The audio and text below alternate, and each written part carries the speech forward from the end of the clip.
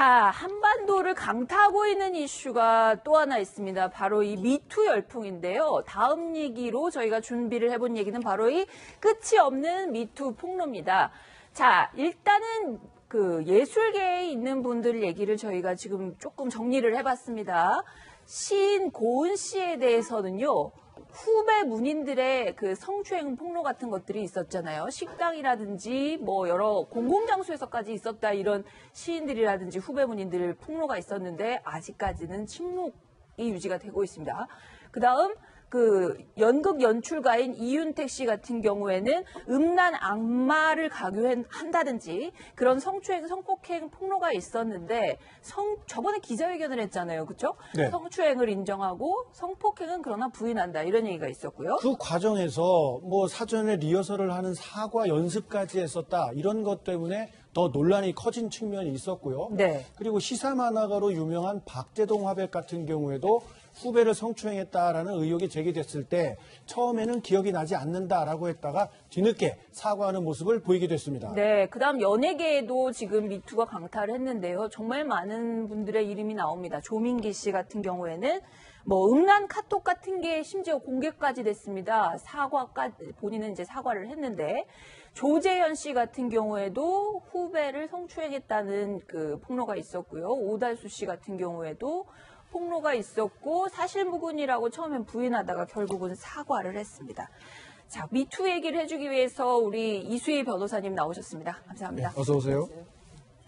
자, 이게 지금 정말 여성에 대한 젠더 폭력이다 이런 식으로까지 이제 문재인 대통령까지 관심을 표명하고 미투 운동 더 해서 해결해야 된다 이렇게 얘기를 했는데 자 일단 어디까지 이 확산이 될 것 같으세요? 지금 뭐 뭔가 수습이 될 조짐이 전혀 보이질 않아요. 지금 처음에가 이제 연극계였었죠. 뭐 연극계를 다 뭐 그 대표한다고 할 수는 없는데 이윤택 씨가 여하튼 연극계에서 시작이 됐고 거기서 이윤택 씨의 그 사례가 너무 좀 괴이하고 엽기적이어서 네. 저는 또 많은 관심을 가졌던 것 같습니다. 그 이후에 배우들 유명 배우들이 또 그 거론이 됐고 그 다음에 이제 그 뭐 영화계는 조금이었죠. 그다음에 대학가 이 유명 배우들이 다 그 대학 교수로 겸임하고 있어서 이게 대학가로 펴지면서 지금 또 그 신학기가 되면서 대학 교수 특히 대학가에서 좀 활발하지 않느냐 네. 그런 생각이 드는데 네. 그래서 이제 간간히 나오는 얘기가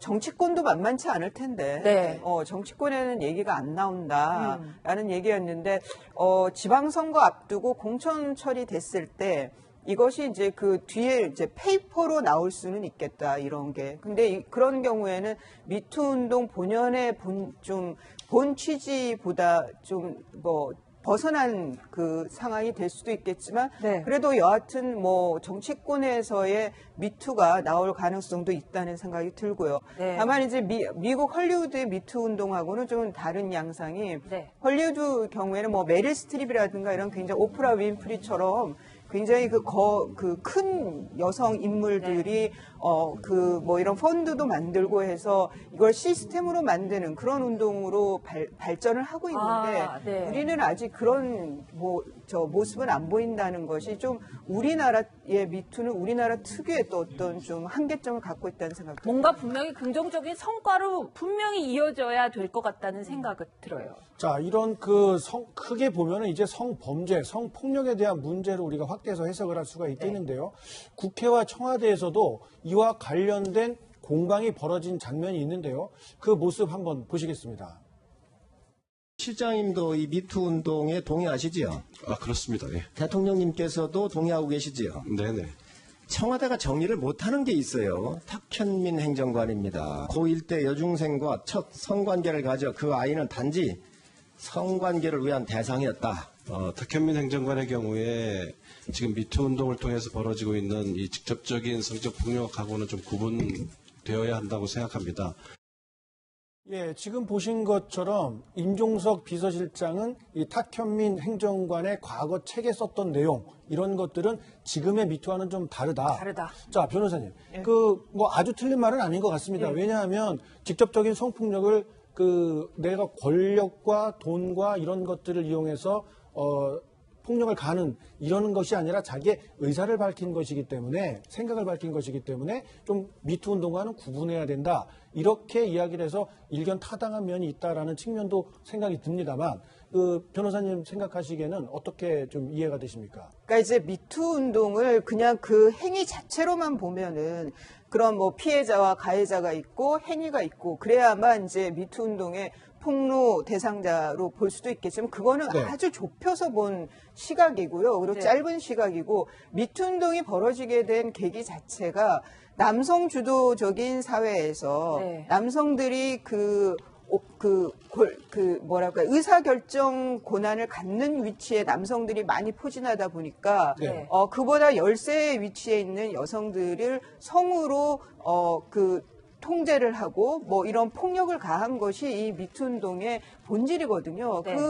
그 근저에는 기저에 깔려 있는 것은 우리 전체적인 사회의 분위기가 여성을 대상으로 생각하는 거죠. 네. 그러니까 뭐 변호사라고 해도 여성 변호사일 때는 이것이 좀 변호사 본연보다는 그 여성이라는 게 더 부각이 된다든가 뭐 이런 것들에 대한 인식 변화를 촉구하는 것이 미투 운동인데 네. 지금 탁현민 행정관은 비록 10년 전의 책이라 하더라도 네. 그런 왜곡된 여성 인식을 그대로 보여준 것이 탁현민 행정관의 책이었단 말이죠. 잠깐 지금 말씀하셨으니까는 저희가 준비한 걸 한번 볼게요. 책에서 과연 탁현민 행정관이 뭐라고 하고 있는지 여성들에 대해서요.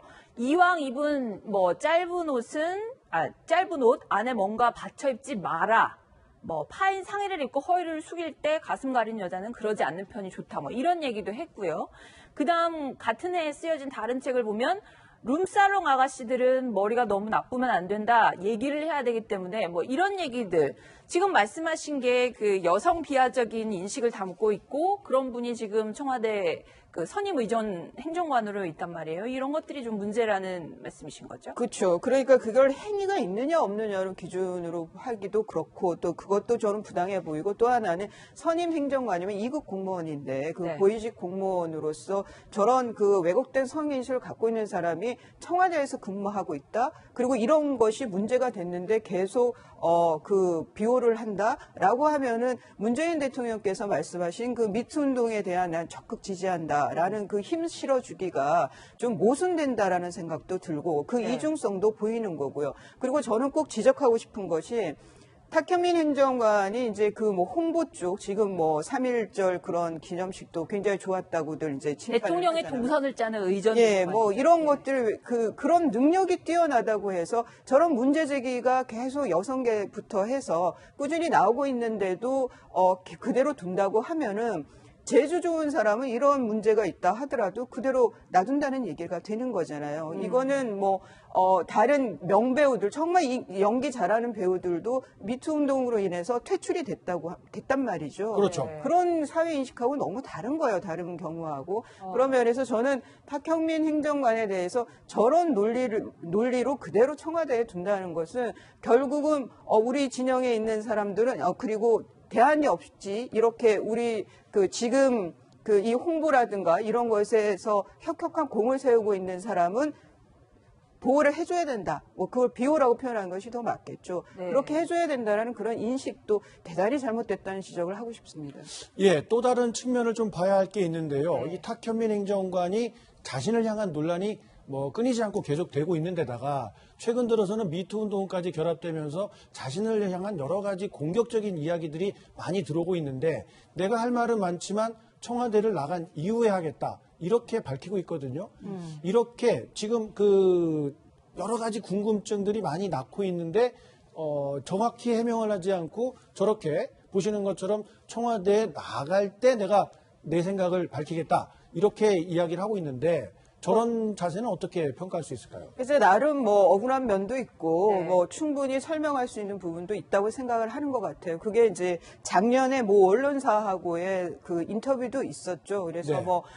중학생 때 얘기는 그거는 사실이 아니다. 이런저런 해명을 했습니다. 네. 그런데 이제 그 탁현민 행정관의 이 SNS에 올린 이 나갈 때 내가 얘기를 하겠다라는 거는 본인이 이제 정쟁의 대상이 되는 거 그렇게 생각을 하고 있는 것 같고 또 하나는 이제 논란이 되는 것 자체가 썩 도움이 안 된다고 생각하는 것 같아요. 지금 청와대. 그래서 논란의 대상이 되는 것 자체를 지금 꺼려서 저렇게 나갈 때 얘기할 테니까 지금 더는 말하지 말라는 의미로 저렇게 올린 게 아닌가 싶습니다. 아까 말씀하신 것처럼 그 미국의 메릴 스트립이라든지 뭐 오프라 윈프리 같은 거장들 같은 경우에는 이거를 이제 큰 뭔가 바꿔보려는 캠페인으로까지 연결을 시키는 것 같은데 우리 여성계도 나서가지고 기왕에 지금 피해자들이 정말 용기를 내서 나도 당했다 이런 얘기 사실 쉽지가 않은데 나왔단 말이에요. 그러면은 이 기회를 뭔가 이렇게 폭발적으로 나온 거를 여성계가 좀 뭔가 이렇게 매듭을 해서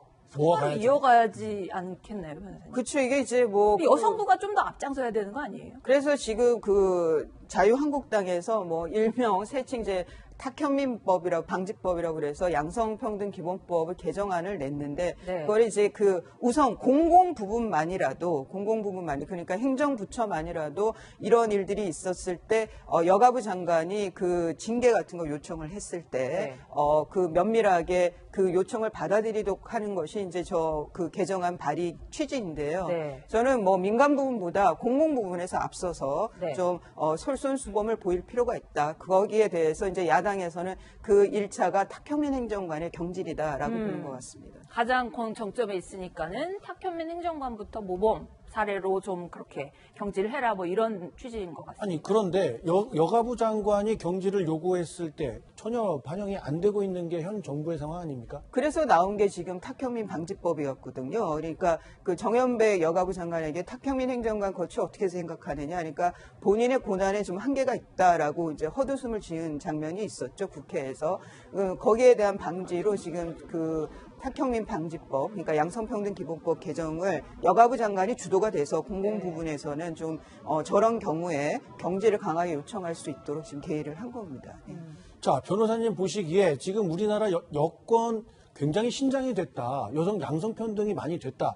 이런 느낌을 가지고 있다라는 분들이 꽤 많았는데 예상 밖에 아무도 예상하지 못했던 이런 미투 운동이 정말 들불처럼 번져나가고 있는 현상 아닙니까? 우리나라 여권이 아직까지 우리가 잘 모르고 있었던 그런 부분들이 많은 건가요? 지금 이제 여성들의 힘이 세졌다 뭐 이런 것이 대개는 시험으로 뽑히는 거예요. 그러니까 뭐 이런 고시라든가 네. 아니면은 그 임용 시험 같은 것도 그렇고 뭐 네. 대학 시험에서 이제 고등학교의 맞아요. 경우에는 네. 여학생들이 공부를 훨씬 잘한다든가 그런 이제 그 시험을 봐야 되는 분야는 여성들이 좀 많이 늘어나고는 있지만 여전히 그 의사 결정 권한을 갖는 상층부에는 여전히 남성들이 많다는 거죠. 네. 그러니까 그 상층부에 있는 그 갑쪽에 그 권력이 더 많은 남성들이 아닌 여성들에게 벌어졌던 폭력이 이제 이 미투 운동에 촉발이 된 거고요. 아니 그 어려운 시험에 여성분들이 훨씬 더 많이 붙는데 왜 의사결정 자리에는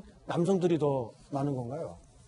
과거가 그랬으니까요. 지금 이제 그런 세대가 바뀌기는 아직 시간이 부족한 거죠. 아. 지금 검찰 봐도 인사 네. 날 때 보면 거의 남성이잖아요. 예. 그러니까 여전히 아직 그 세대에 머물러 있다. 그 세대 차이, 시대 차이가 이 미투 운동에 촉발이 된 것 같습니다. 네.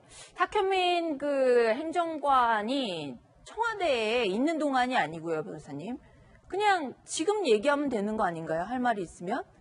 억울하다고 본인이 얘기를 하고 있는데 그러니까 이제, 그러면 네. 할 말이 많다. 지금 얘기하면 되는 거 아닌가요? 그러니까 지금 얘기하면 이게 계속 논란이 벌어지고 그러면 이게 이제 정쟁이 될 수가 있다는 거죠. 청와대와 야당의 이제 안 하는 것 될 때문에 수고. 오히려 지금도 계속 빌미가 되고 있다는. 이 지금 야당에서는 계속 이제 외로운 외침을 하고 있는 거죠. 일방적인 외침을 하고 있고 임종석 실장은 이거는 미투 운동하고는 본질적으로 다르다라고 내보낼 생각 없다고 잘라서 말을 한 거고 그러면 이후에는 아마 더 대응을 안 할 걸로 보여요. 청와대는. 그러면은 이제 뭐 야당에서 이 정도 그 외침으로 끝나버릴 수가 있는. 네. 그래서 지금 또 이전이 또 이게 이제 1년 전에 또 좀 크게 이슈가 됐었죠. 그러다 보니까 약간 좀 김 빠진 면도 분명히 있어요. 탁현민 행정관 거취에 대한 문제는. 그런 것들이 지금 탁현민 행정관이 좀 아는 거죠. 뭐 홍보 쪽 이런 걸 잘 하시니까. 네. 그러니까 더는 뭐 그 대응을 하지 않겠다는 취지인 것 같습니다. 네. 예, 문화계에서 시작된 미투 운동이 정치권을 비롯한 사회 각 분야로 번지고 있는데요. 어떤 특정 개인의 잘못은 반드시 뿌리 뽑아야 할 테고요. 이걸 계기로 해서 우리 사회가 전체적으로 양성평등의 사회로 가는 길을 찾아봐야 될 시점인 것 같습니다. 오늘 이수희 변호사 말씀 감사합니다. 예, 저희는 60초 후에 다시 찾아오겠습니다.